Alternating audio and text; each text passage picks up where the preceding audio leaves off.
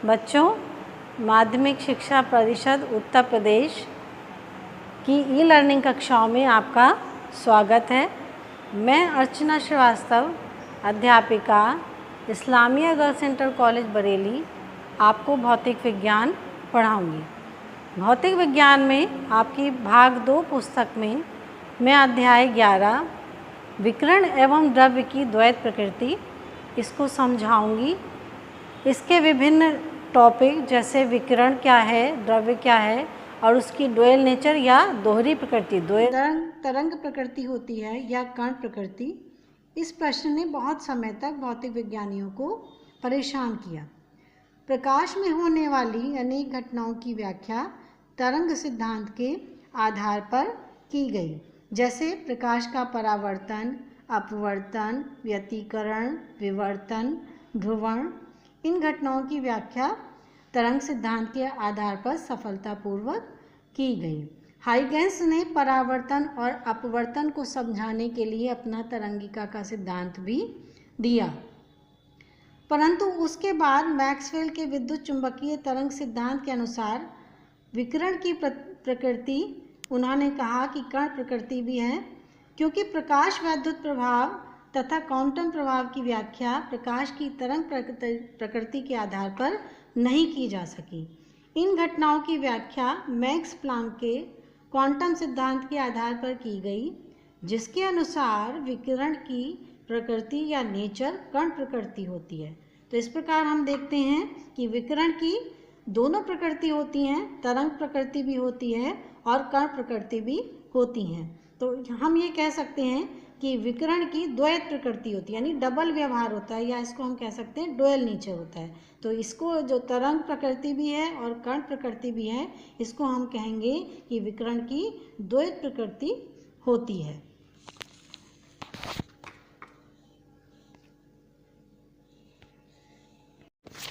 इसमें बच्चों अब मैं आपको इलेक्ट्रॉन उत्सर्जन समझाऊंगी। तो इलेक्ट्रॉन उत्सर्जन क्या है? उत्सर्जन का मतलब है निकलना, तो इलेक्ट्रॉनों का निकलना। तो धातुओं में जो है, जो बाह्यतम कक्षा होती है परमाणुओं की, उसमें कुछ मुक्त इलेक्ट्रॉन होते हैं, यानी बाहरी कक्षा के जो इलेक्ट्रॉन होते हैं वो परमाणु में दृढ़ता से नहीं बंधे रहते हैं, तो वो बाहरी कक्षा से बाहर निकल जाते हैं और मुक्त हो जाते हैं। सामान्य ताप पर ये इलेक्ट्रॉन संपूर्ण धातु में या धातु की परिसीमा में ही गति करने के लिए स्वतंत्र होते हैं, और इसीलिए इन इलेक्ट्रॉनों को हम मुक्त इलेक्ट्रॉन भी कहते हैं। तो जिन परमाणुओं में से ये मुक्त इलेक्ट्रॉन होते हैं या इलेक्ट्रॉन निकलते हैं, उनके ऊपर धनावेश आ जाता है।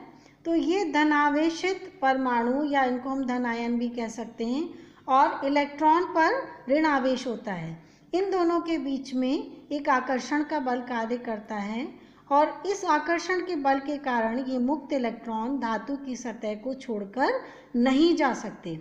यदि हम ये चाहते हैं कि इन मुक्त इलेक्ट्रॉनों को धातु की सतह से बाहर निकालें, तो इसके लिए हमें इन इलेक्ट्रॉनों को कुछ अतिरिक्त ऊर्जा देनी होगी, जिससे ये धातु की सतह को छोड़ करके, यानी उस आकर्षण बल को पार कर सकें।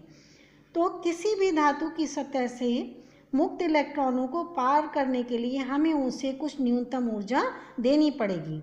तो हम कह सकते हैं कि किसी धातु की सतह से मुक्त इलेक्ट्रॉनों को बाहर निकालने के लिए जिस न्यूनतम ऊर्जा की आवश्यकता होती है, वो उस धातु का कार्यफलन कहलाती है। फिर से समझो बच्चों, किसी धातु की सतह से मुक्त इलेक्ट्रॉन को बाहर निकालने के लिए जिस न्यूनतम ऊर्जा की आवश्यकता होती है, वह उस धातु का कार्यफलन, जिसे हम वर्क फंक्शन भी कहते हैं, कहलाती है, और इसको हम ज़्यादातर W से प्रदर्शित करते हैं, और इसको जो है वो इलेक्ट्रॉन वोल्ट में नापते हैं।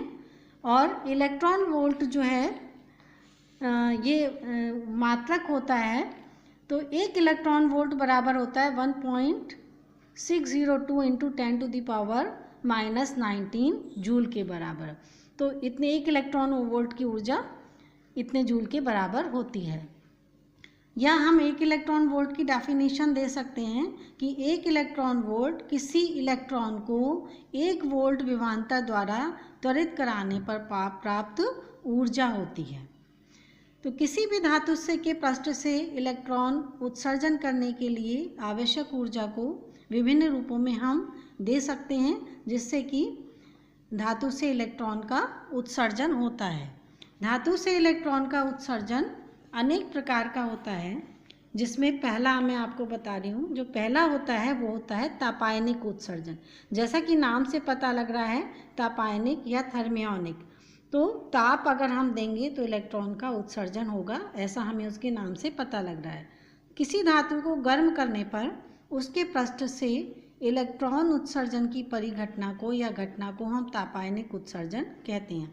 यानी जब हम धातु को गर्म करते हैं तो इसके इलेक्ट्रॉन के पास इतनी ऊर्जा आ जाती है कि वो धातु की पृष्ठ को छोड़ करके बाहर चले जाएं, और फिर वो जब उन्हें इतनी ऊर्जा मिल जाती है तो धातु की पृष्ठ को छोड़ करके बाहर चले जाते हैं। तो धातु के पृष्ठ से इलेक्ट्रॉन उत्सर्जन की इस घटना को हम तापायनिक उत्सर्जन कहते हैं। और इस प्रकार जो इलेक्ट्रॉन बाहर निकलते हैं या उत्सर्जित होते हैं, हम उन्हें तापायन या थर्मियॉन्स कहते हैं। दूसरा जो है वो है आपका क्षेत्र उत्सर्जन। जो दूसरे प्रकार का उत्सर्जन होता है वो होता है क्षेत्र उत्सर्जन या फील्ड इमिशन, इसको हम कहते हैं। तो अगर हम किसी धातु की पृष्ठ पर उच्च विद्युत क्षेत्र लगाएं जो कि लगभग 10⁸ वोल्ट पर मीटर का हो, तो उसकी पृष्ठ पे उपस्थित इलेक्ट्रॉनों को पर्याप्त ऊर्जा मिल जाती है और पृष्ठ से इलेक्ट्रॉन बाहर निकलने लगते हैं। पृष्ठ से इलेक्ट्रॉन उत्सर्जन की इस घटना को हम क्षेत्र उत्सर्जन कहते हैं। नेक्स्ट जो आता है वो आपका आता है प्रकाश वैद्युत उत्सर्जन या फोटो इलेक्ट्रिक इमिशन कहते हैं, या इसको फोटो इलेक्ट्रिक इफेक्ट भी कहते हैं। तो इसमें क्या करते हैं, जब किसी सतह पर जो कि प्रकाश सुग्राही हो उपयुक्त आवृत्ति का प्रकाश डाला जाता है तो उसके पृष्ठ से इलेक्ट्रॉन बाहर निकलने लगते हैं। यानी उपयुक्त आवृत्ति का प्रकाश डालने पर धातु के पृष्ठ के इलेक्ट्रॉनों को इतनी ऊर्जा मिल जाती है कि वो धातु के पृष्ठ से बाहर आ जाते हैं। तो इस प्रकार इलेक्ट्रॉन उत्सर्जन की घटना को हम प्रकाश वैद्युत उत्सर्जन कहते हैं, या इसको हम प्रकाश वैद्युत प्रभाव या फोटो इलेक्ट्रिक इफेक्ट भी कहते हैं। तो इस घटना में जो इलेक्ट्रॉन बाहर निकल के आते हैं हम उन्हें फोटो इलेक्ट्रॉन या प्रकाश इलेक्ट्रॉन कहते हैं। अब आप समझिए कि प्रकाश वैद्युत प्रभाव या प्रकाश वैद्युत उत्सर्जन क्या होता है। तो प्रकाश वैद्युत प्रभाव या प्रकाश वैद्युत उत्सर्जन, इसकी खोज जो थी वो हर्ट्ज ने की थी। उसकी खोज हर्ट्ज ने सन 1887 में अपने एक एक्सपेरिमेंट में की थी। उन्होंने निर्वात बल्ब में जस्ते की 2 प्लेटें रखी और उन्होंने देखा कि जब निर्वात बल्ब में कैथोड के ऊपर पराबैंगनी प्रकाश डाला जाता है तो विद्युत विसर्जन सुगमता से होता है। उसके बाद हॉलबॉक्स ने इसकी प्रायोगिक पुष्टि की। उन्होंने क्या देखा कि जब एक ऋणावेशित जस्ते की प्लेट पर पराबैंगनी यानी अल्ट्रावायलेट लाइट डाली जाती है तो ये अपना ऋण आवेश खो देती है, और एक अनावेशित जस्ते की प्लेट पर जब अल्ट्रावायलेट रेज या अल्ट्रावायलेट प्रकाश डाला जाता है तो वो धनावेशित हो जाती है। इन ऑब्जर्वेशन से उन्होंने ये रिजल्ट निकाला कि पराबैंगनी प्रकाश डालने पर जस्ते की प्लेट से ऋणावेशित कण निकलते हैं। लेनॉर्ड ने प्रकाश वैद्युत प्रभाव का आगे और अध्ययन किया और उसके बाद जैसा कि उन्होंने पहले किया था, एक निर्वात बल्ब में जस्ते की 2 प्लेटें लगाई थी, उनको एक बैटरी और धारामापी से जोड़ दिया। जैसा कि आप चित्र में देख रहे हो कि धारामापी से जोड़ दिया। जब जस्ते की प्लेट के ऊपर पराबैंगनी प्रकाश डाला गया तो परिपथ में धारा बहने लगी, और जैसे ही पराबैंगनी प्रकाश डालना बंद कर दिया गया परिपथ में धारा बहनी भी बंद हो गई, या परिपथ में प्रवाहित धारा भी लगभग शून्य हो गई। तो हम कह सकते हैं इस प्रकार कि जब किसी धातु पर उपयुक्त आवृत्ति का प्रकाश डाला जाता है तो उसके पृष्ठ से इलेक्ट्रॉन उत्सर्जित होते हैं। इन इलेक्ट्रॉनों को प्रकाश इलेक्ट्रॉन तथा इस घटना को प्रकाश वैद्युत प्रभाव अथवा प्रकाश वैद्युत उत्सर्जन कहते हैं। इसके बाद हर्ट्ज और लेनॉर्ड ने प्रकाश वैद्युत प्रभाव का प्रायोगिक अध्ययन किया। उन्होंने अपने प्रकाश वैद्युत प्रभाव के अनेक प्रयोग किए। उन्होंने भिन्न भिन्न धातुओं की प्लेटें ली, उन पर अलग अलग आवृत्ति तथा तीव्रता का प्रकाश डाला तथा प्रत्येक दिशा में उत्सर्जित प्रकाश की ऊर्जा, प्रकाश इलेक्ट्रॉनों की ऊर्जा तथा प्रकाश वैद्युत प्रभाव धारा की प्रबलता को मापा। तो उन्होंने ये देखा कि जो अपना उन्होंने प्रयोग किया था प्रेक्षण लेने के लिए, उन्होंने जैसा कि चित्र में है उस प्रकार का एक एपरेटस उन्होंने सिस्टम लगाया।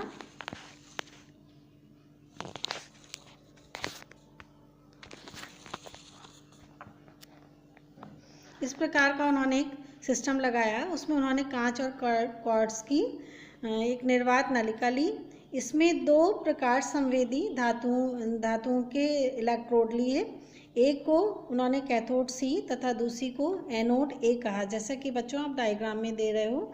इन दोनों इलेक्ट्रोडों का यानी कैथोड और एनोड का संबंध बाहर एक वोल्टमीटर और माइक्रोमीटर से कर दिया तथा उसका संबंध फिर एक कम्यूटेटर से, और उसके बाद कम्यूटेटर का संबंध उन्होंने पोटेंशियल डिवाइडर से कर दिया, जिससे अलग अलग पोटेंशियल को लगाया जा सके और कम्यूटेटर या द्विक परिवर्तक की सहायता से विभव की दिशा परिवर्तित की जा सके।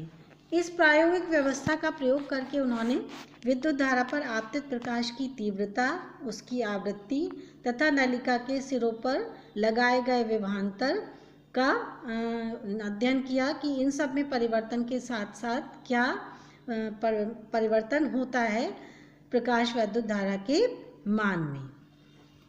तो सबसे पहले उन्होंने जो अध्ययन किया वो प्रकाश वैद्युत धारा पर प्रकाश की तीव्रता के प्रभाव का अध्ययन किया।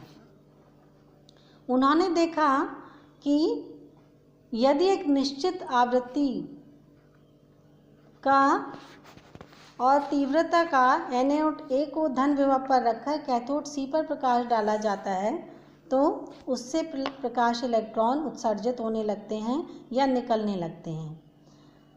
तो क्या होता है, ये इलेक्ट्रॉन एनोड के द्वारा अपनी ओर आकर्षित कर लिए जाते हैं क्योंकि इलेक्ट्रॉन पर ऋणावेश होता है और एनोड पर धनावेश होता है, जिस कारण परिपथ में प्रकाश वैद्युत धारा बहती है।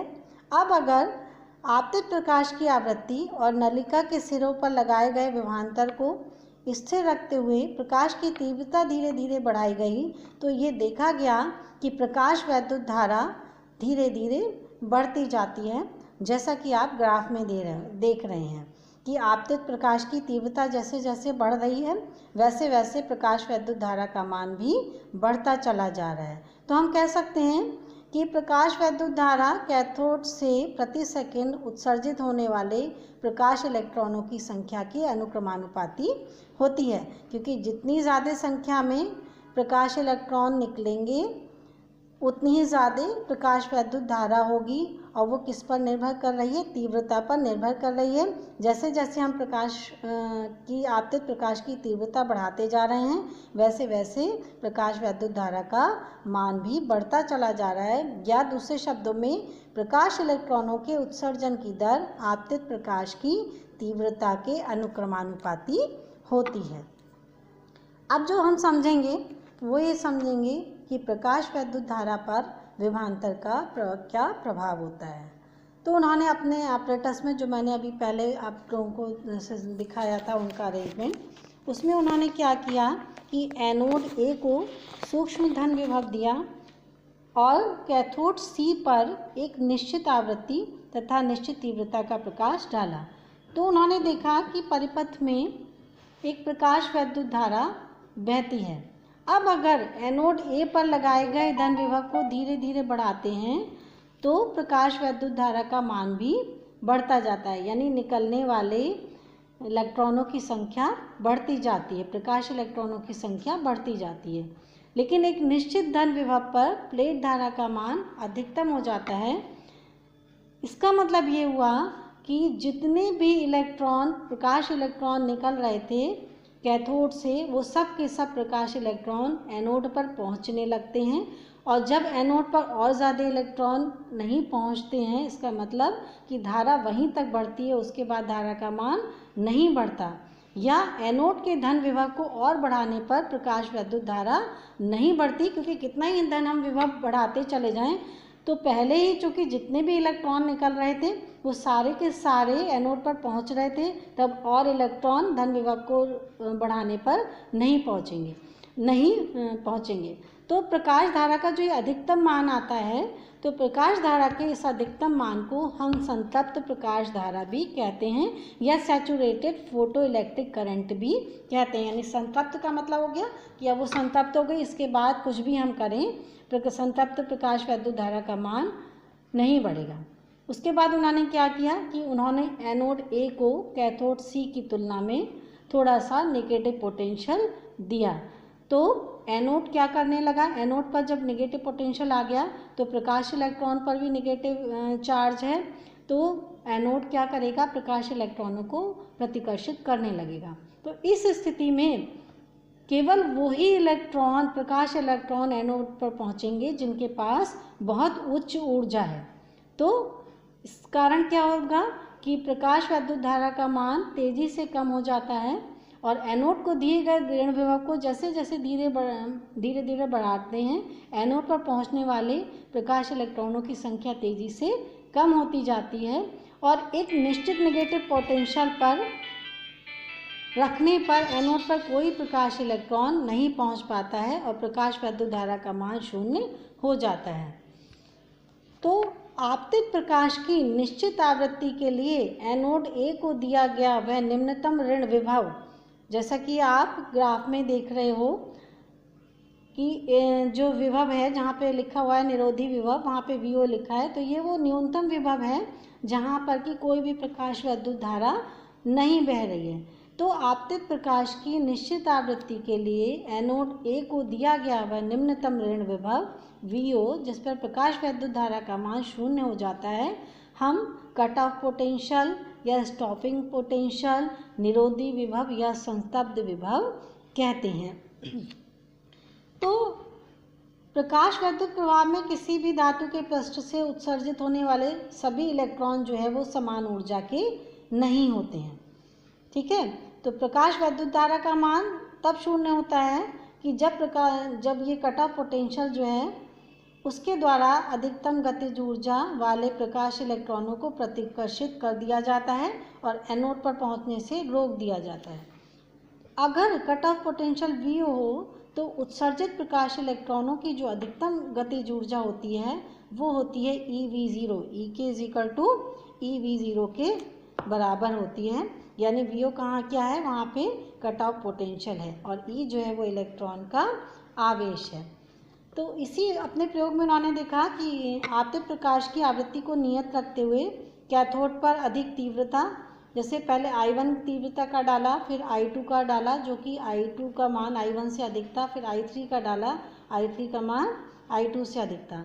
तो कई प्रयोग उन्होंने किया तो उन्होंने ये निष्कर्ष निकाला कि आपतित प्रकाश की तीव्रता बढ़ाने पर संतप्त धारा का मान तो बढ़ जाता है, परंतु जो कट ऑफ पोटेंशियल था उसका मान अपरिवर्तित रहता है। अतः हम ये कह सकते हैं कि प्रकाश इलेक्ट्रॉनों की जो अधिकतम गतिज ऊर्जा होती है वो आपतित प्रकाश की तीव्रता पर निर्भर नहीं करती। अब आप समझिए कि प्रकाश की आवृत्ति का बच्चों, अब हम प्रकाश वैद्युत धारा पर प्रकाश की आवृत्ति के प्रभाव का अध्ययन करेंगे।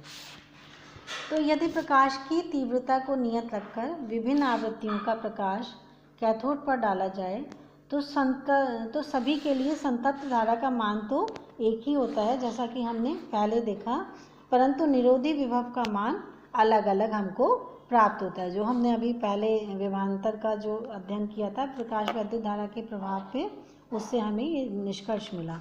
तो यदि आपतित प्रकाश की आवृत्तियाँ, हम कई आवृत्तियाँ लें, ν3, ν2, ν1, और इनके संगत जो हमें निरोधी विभव प्राप्त हुए वो V03, V02, V01 हो, तो ये देखा गया कि अगर V3 का मान सबसे ज़्यादा है, ν3 का मान सबसे ज़्यादा है, ν2 का मान उससे कम है और ν1 का मान उससे भी कम है, तो जो उनके संगत निरोधी विभव प्राप्त होते हैं उसमें V03 का मान ज़्यादा होता है, V02 का मान उससे कम होता है और V01 का मान उससे कम होता है।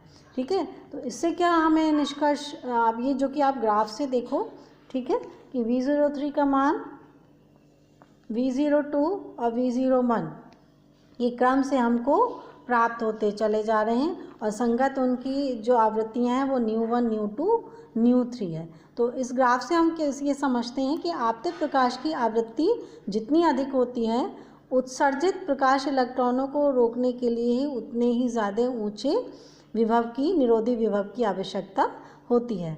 तो इसका मतलब ये है कि उत्सर्जित प्रकाश इलेक्ट्रॉनों की जो अधिकतम गतिज ऊर्जा है वो निरोधी विभव के अनुक्रमानुपाती होती है, या हम कह सकते हैं उत्सर्जित प्रकाश इलेक्ट्रॉनों की अधिकतम गतिज ऊर्जा आपतित प्रकाश की आवृत्ति पर निर्भर करती है।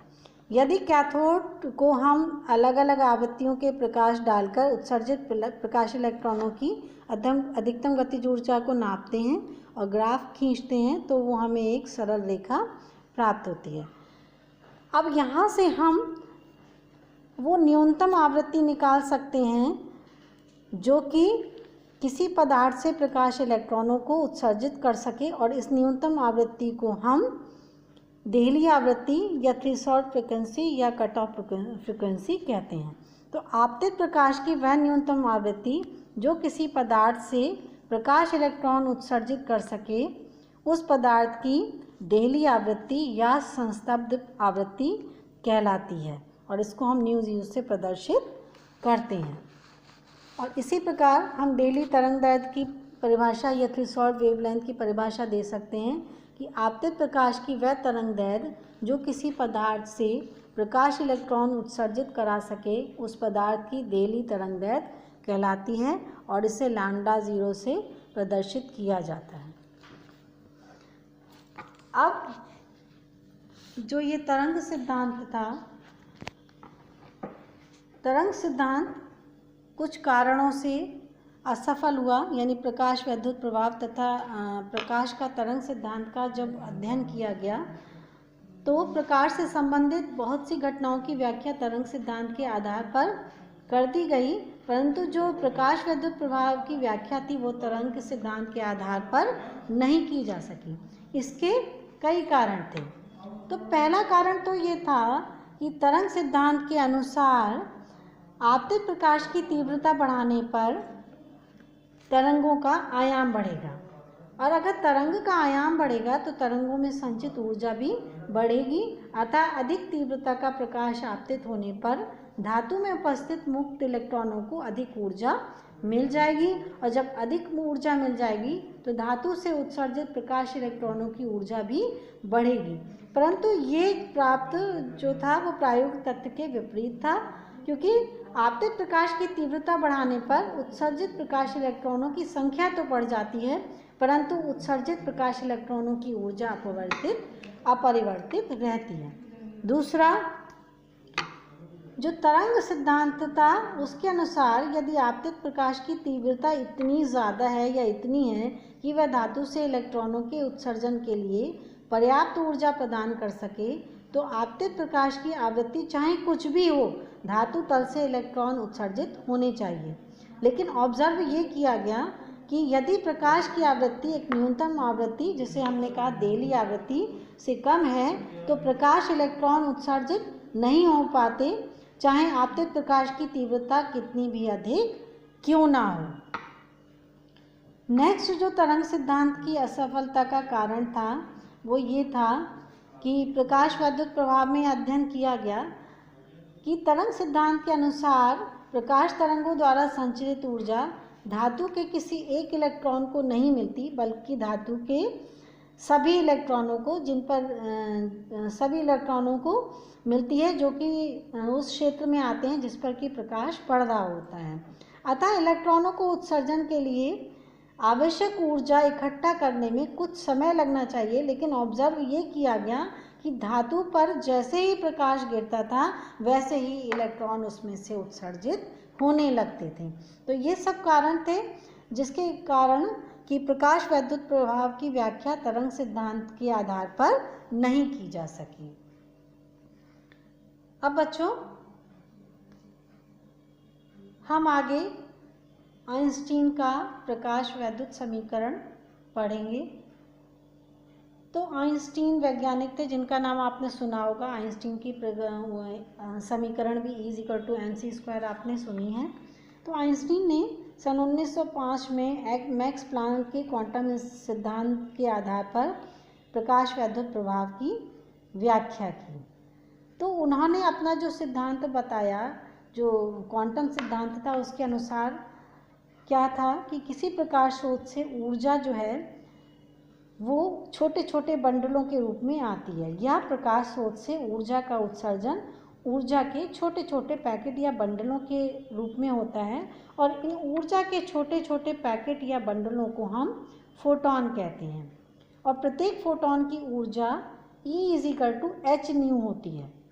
कितनी होती है? E=hν होती है, जहाँ h एक कांस्टेंट है जिसे हम प्लैंक कांस्टेंट कहते हैं, और न्यू जो है वो प्रकाश की आवृत्ति होती है।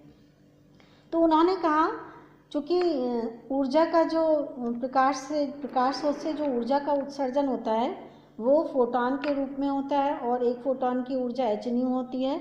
दो प्रकाश स्रोत से ऊर्जा के जो फोटॉन आएंगे वो 1, 2, 3, 4 इस तरीके से फोटॉन आएंगे।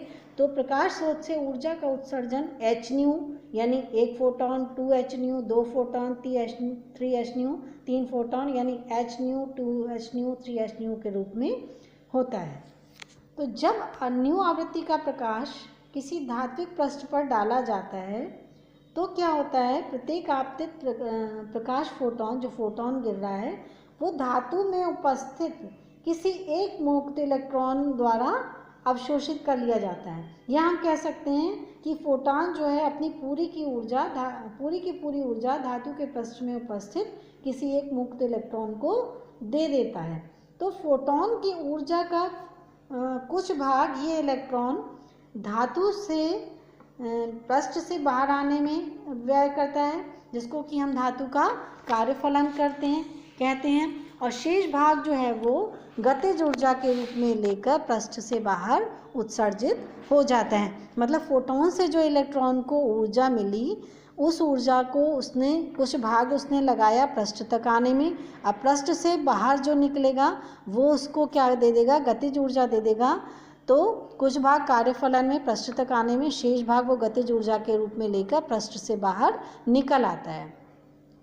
तो जो इलेक्ट्रॉन जो हैं धातु में अंदर की तरफ होते हैं, उन्हें धातु के पृष्ठ तक आने में ज़्यादा ऊर्जा लगानी पड़ती है, और जो दूसरे परमाणु हैं उनसे भी उनकी टक्कर होती है। तो धातु के पृष्ठ के अंदर के जो इलेक्ट्रॉन होते हैं वो जब पृष्ठ तक आते हैं तो वो अपनी ज़्यादा ऊर्जा व्यय कर देते हैं, और जो इलेक्ट्रॉन धातु के पृष्ठ पर स्थित होते हैं उनकी ऊर्जा चूँकि पृष्ठ पर ही है तो पृष्ठ से बाहर आने में उन्हें ज़्यादा ऊर्जा व्यय नहीं करती। या हम कह सकते हैं जो इलेक्ट्रॉन धातु पृष्ठ पर स्थित होते हैं वे टक्करों में ऊर्जा व्यय नहीं करते, अतः अधिकतम गतिज ऊर्जा के साथ धातु पृष्ठ से उत्सर्जित होते हैं। या हम कह सकते हैं कि धातु के पृष्ठ से जो प्रकाश इलेक्ट्रॉन उत्सर्जित होते हैं उनकी ऊर्जा अधिकतम होती है। तो इस प्रकार धातु पृष्ठ से विभिन्न गतिज ऊर्जाओं वाले प्रकाश इलेक्ट्रॉन उत्सर्जित होते हैं। जो अंदर से आएंगे उनकी गतिज ऊर्जा कम होगी, जो बाहर पृष्ठ से निकलेंगे उनकी गतिज ऊर्जा अधिक होती है। तो हम मान लेते हैं कि कोई प्रकाश संवेदी धातु है। इस प्रकाश संवेदी धातु के पृष्ठ पर कोई प्रकाश डाला जाता है जिसकी आवृत्ति न्यू है, यानी आपतित आवेश प्रकाश की आवृत्ति न्यू है, और उस धातु का कार्यफलन W है। तो उसके पृष्ठ से उत्सर्जित जो प्रकाश इलेक्ट्रॉन होंगे उनकी मान लिया अधिकतम गतिज ऊर्जा E है। तो जो आपतित फोटॉन है मान लिया उसकी गतिज ऊर्जा hν है, तो ये hν ऊर्जा पृष्ठ तक से बाहर इलेक्ट्रॉन को निकलने में और बाकी गतिज ऊर्जा में खर्च होगी। तो अगर एक फोटॉन की ऊर्जा hν है तो hν बराबर W प्लस E हो जाएगी। हम इसको सॉल्व करते हैं तो E hν - W, जैसा कि आप देख रहे हैं समीकरण नंबर 1 है। अब देखिए यहाँ से आपतित जो प्रकाश फोटोन है उसकी ऊर्जा कितनी है, h न्यू है, और जो कार्यफलन है वो कितना है, W है। ठीक, तो E के तब क्या आई, E के हमारी निकल के आई गतिज ऊर्जा इलेक्ट्रॉन की, प्रकाश इलेक्ट्रॉन की गतिज ऊर्जा। तो यहाँ से देखो कि अगर W का मान h न्यू से अधिक होगा, यानी अगर कार्यफलन फोटोन की ऊर्जा से अधिक होगा,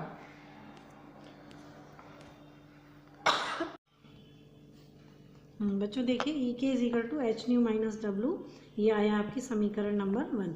अब इस समीकरण से आप देखिए कि अगर W का मान एच न्यू से अधिक हो जाए, यानी धातु के कार्यफलन का मान फोटोन की ऊर्जा से अधिक हो जाए, तो एच न्यू माइनस डब्लू ये कैसा आ जाएगा, निगेटिव आ जाएगा, यानी E के यानी जो गतिज ऊर्जा है प्रकाश इलेक्ट्रॉन की वो निगेटिव हो जाएगी। लेकिन ऊर्जा कभी भी निगेटिव नहीं होती है।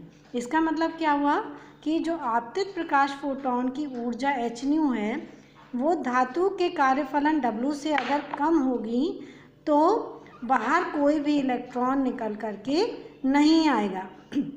या दूसरे शब्दों में आपतित प्रकाश फोटोन की ऊर्जा एच न्यू धातु के कार्यफलन W से कम होने पर या आपतित प्रकाश की आवृत्ति न्यू धातु की देली आवृत्ति न्यू 0 से कम होने पर धातु से प्रकाश इलेक्ट्रॉनों का उत्सर्जन नहीं होता है, चाहे आपतित प्रकाश की तीव्रता कितनी भी अधिक क्यों ना हो या कितनी भी तीव्रता हम प्रकाश की बढ़ाते चले जाएं।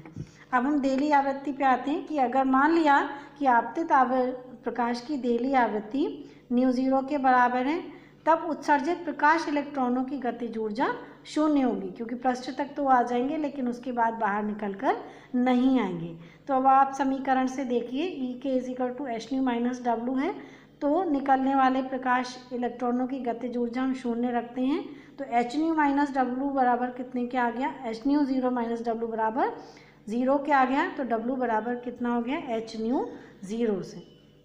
तो समीकरण 2 से आप देखें हमने W का मान निकाला, कार्यफलन का मान निकाला एच न्यू 0। अब ये मान जो है वो हमने जो समीकरण 1 पहले ली थी E के is equal to H nu minus W, वहाँ पे W का मान रख देते हैं, तो समीकरण हमारी हो जाएगी E के is equal to H nu minus H nu 0, H को कॉमन ले लिया तो E के इज इक्वल टू हो गया H nu minus nu 0 bracket में।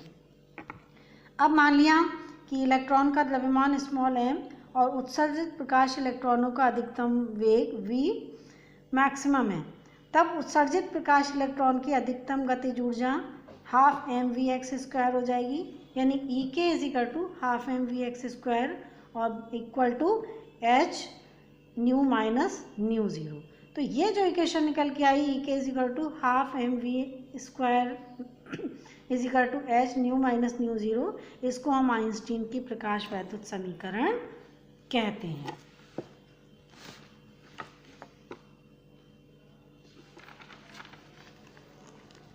अब बच्चों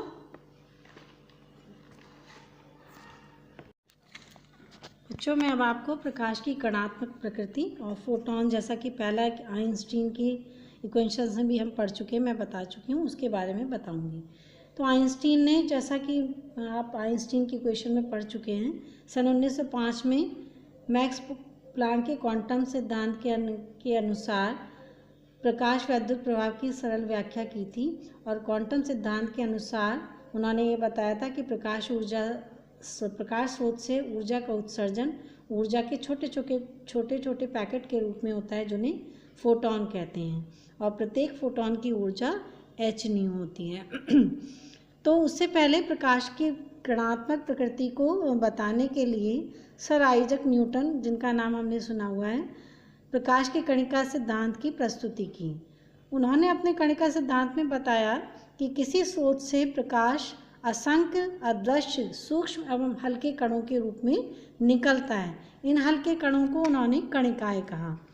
तो उन्होंने बताया कि जो भिन्न भिन्न रंगों की कणिकाएं होती हैं उनका आकार भिन्न भिन्न होता है, और जब ये कणिकाएं वस्तु से परावर्तित होकर हमारी आँख के रेटिना पर गिरती हैं तो वस्तुएं हमें दिखाई देने लगती हैं। तो न्यूटन ने कणिका सिद्धांत के आधार पर प्रकाश के ऋजुरेखीय पथ पर संचरण यानी सीधी रेखा में चलने को, परावर्तन को, अपवर्तन को, इन सब की व्याख्या की। और कणिका सिद्धांत में जो अंतर्निहित विरोधी तथ्य थे, प्रकाश से संबंधित अन्य घटनाएं जैसे व्यतिकरण, विवर्तन, ध्रुवण आदि की व्याख्या में असफलता एवं फोको के प्रयोग से प्राप्त तथ्यों के आधार पर न्यूटन के कणिका सिद्धांत को अमान्य कर हाइगेंस के तरंग सिद्धांत को मान्यता प्रदान की गई। बाद में इस तरंग सिद्धांत का स्थान जो है मैक्सवेल के विद्युत चुंबकीय तरंग सिद्धांत ने ले लिया। उसके बाद जब प्रकाश वैद्युत प्रभाव, कॉम्पटन प्रभाव तथा रमन प्रभाव जैसी घटनाएं हुई तो उसकी व्याख्या प्रकाश की तरंग प्रकृति के आधार पर नहीं की गई और मैक्स प्लांक ने क्वांटम सिद्धांत प्रस्तुत किया, जिसके अनुसार, जैसे मैं आपको बता चुकी हूँ, प्रकाश ऊर्जा के बंडलों या पैकेट के रूप में संचरित होता है, जिसे क्वांटा या फोटॉन कहते हैं। अब ये क्वांटा या फोटॉन जो हैं उनके कुछ अभिलक्षण होते हैं। तो जैसे एक फोटॉन, तो प्रकाश के इन क्वांटा या फोटॉन के कुछ अभिलक्षण होते हैं।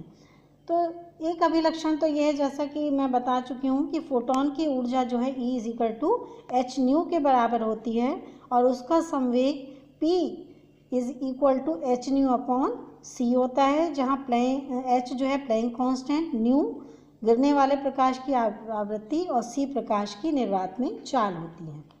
एक निश्चित आवृत्ति न्यू या तरंगदैर्घ्य लैम्डा के सभी फोटोनों की ऊर्जा E = h न्यू जो हम जानते हैं तथा संवेग वो सब समान होते हैं। यानी एक निश्चित आवृत्ति तथा तरंगदैर्घ्य अगर कई फोटोनों की है तो उन सब की ऊर्जा और संवेग समान होगा। नेक्स्ट बात यह है कि किसी निश्चित आवृत्ति के प्रकाश की तीव्रता बढ़ाने पर प्रत्येक प्रकाश फोटोन की ऊर्जा तो अपरिवर्तित रहती है, परंतु किसी दिए हुए क्षेत्र में से गुजरने वाले प्रति सेकंड फोटोनों की संख्या में वृद्धि हो जाती है। प्रकाश फोटॉन जो है वो निर्वात में एक समान वेग, जो कि प्रकाश की चाल है 3 × 10⁸ मीटर प्रति सेकंड से गति करते हैं। ये फोटॉन जो है वो चूँकि ऊर्जा के बंडल होते हैं, इसलिए वैद्युत उदासीन होते हैं तथा वैद्युत और चुंबकीय क्षेत्र में विक्षेपित नहीं होते हैं। जब कोई फोटॉन एक माध्यम से दूसरे माध्यम में जाता है या गति करता है तो उसकी आवृत्ति नियत रहती है, परंतु तरंगदैर्घ्य परिवर्तित हो जाती है। ध्यान से समझिए कि उसकी आवृत्ति तो नियत रहती है परंतु तरंगदैर्घ्य परिवर्तित हो जाती है। इसका कारण ये होता है कि फोटॉन का जो वेग होता है वो भिन्न भिन्न माध्यमों में भिन्न भिन्न होता है। जब फोटॉन गति अवस्था में नहीं होता या विराम अवस्था में होता है, हम कह सकते हैं विराम अवस्था में है, गति अवस्था में नहीं है, चल नहीं रहा है, तब फोटॉन का द्रव्यमान उसका विराम द्रव्यमान m0 कहलाता है। यानी वो उस समय विराम अवस्था में है और इस द्रव्यमान को हम विराम द्रव्यमान कहते हैं। और फोटॉन का विराम द्रव्यमान 0 होता है, लेकिन जब ये फोटॉन गति की अवस्था में आता है तो गति के कारण फोटॉन में गतिज द्रव्यमान m होता है और इसको हम फोटॉन का गतिज द्रव्यमान कहते हैं और इसका मान h/c² या h/c लैम्डा होता है। तो फोटॉन की किसी उप परमाणुीय कण जैसे इलेक्ट्रॉन, प्रोटॉन आदि से जो टक्कर होती है, संघट्ट होती है, उसकी क्रिया में ऊर्जा तथा संवेग दोनों संरक्षित रहते हैं, परंतु फोटॉनों की संख्या का संरक्षित रहना अनिवार्य नहीं होता। लेकिन ये ज़रूरी नहीं है कि फोटॉनों की संख्या भी संरक्षित रहे, क्योंकि कुछ क्रियाओं में फोटॉन अवशोषित भी हो जाते हैं और नए फोटॉन भी उत्पन्न हो सकते हैं। बच्चों, अब मैं आपको द्रव्य की तरंग प्रकृति के बारे में समझाऊंगी कि जैसा कि हमने पूर्व में पढ़ा है कि प्रकाश की कुछ घटनाओं जैसे प्रकाश वैद्युत प्रभाव, क्वांटम प्रभाव, रमन प्रभाव, इन सब की व्याख्या क्वांटम या फोटॉन सिद्धांत से की गई। इनको तरंग सिद्धांत से नहीं समझाया जा सका, लेकिन व्यतिकरण, विवर्तन तथा ध्रुवण ऐसी घटनाएं थीं जिनकी व्याख्या तरंग सिद्धांत के द्वारा ही की जा सकी। तो प्रकाश की जो ये ड्यूअल नेचर थी, दोहरी प्रकृति से वैज्ञानिक बहुत उलझन में आए और उन्होंने ये माना कि प्रकाश में फोटॉन एवं तरंग दोनों ही गुण विद्यमान हैं। कुछ घटनाओं में प्रकाश तरंग के समान व्यवहार करता है और कुछ घटनाओं में फोटॉन के समान व्यवहार करता है। इस प्रकार ये डुअल नेचर जो थी वो सामने आई। तो सबसे पहले वैज्ञानिक थे डी ब्रॉगली, उन्होंने इन दोनों सिद्धांतों को मिलाने का प्रयास किया।